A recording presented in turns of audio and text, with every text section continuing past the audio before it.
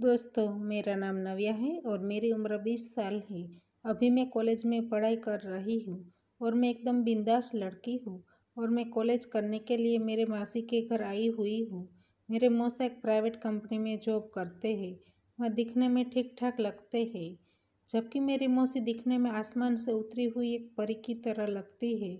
यह बात उस समय की है जब होली का टाइम था और सब लोग हमारे घर में होली खेल रहे थे और हम सब लोग एक दूसरे को रंग लगा रहे थे। तभी मेरे मौसा का एक फ्रेंड हमारे पास में रहते हैं, वह महेश अंकल हमारे घर आई और हमारे साथ होली खेलने लगे। फिर उसने हमें पीने के लिए भांग दी। तभी शायद शाम के 8 बज चुके थे। भांग पीने के बाद मेरे मौसा वहाँ सोफे पर सो गए थे। अब मुझे भी नींद आने लगी थी, इसलिए मैं अपने कमरे में जाकर सो गई। रात को सब लोग सो रहे थे। करीब 2 बजे के आसपास मेरी नींद खुली। मैं पानी पीने के लिए किचन में जा रही थी, तभी मुझे मौसी के कमरे से कुछ आवाज़ सुनाई दी। मेरा कमरा फर्स्ट फ्लोर पर है और मेरी मौसी का कमरा मेरी राइट साइड पर है। मैं देखने के लिए वहाँ गई, तभी मैंने नाइटी पहनी हुई थी। मैंने धीरे से मौसी के कमरे का दरवाज़ा खोलने की कोशिश की, लेकिन वह अंदर से बंद था और अंदर लाइट ऑन थी और मौसी की अजीब तरह से आवाज़ आ रही थी। इसलिए मुझे लगा कि मौसी और मौसा क्रिकेट खेल रहे होंगे, इसलिए मैं पानी पीने के लिए नीचे चली गई। जैसे ही मैं नीचे गई तो मैंने देखा कि मौसा तो सोफे पर सो रहे थे।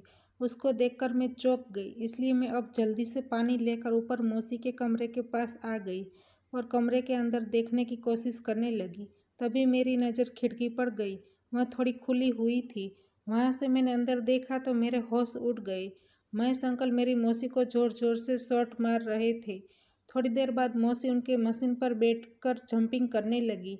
यह सब कुछ देखकर मेरे पैरों तले से ज़मीन खिसक गई। अब मुझे समझ में आ गया था कि महेश अंकल ने होली में सबको भांग क्यों दी थी और इसका आनंद महेश अंकल और मौसी ले रहे थे। यह नज़ारा देखकर मेरे अंदर भी कुछ कुछ होने लगा था।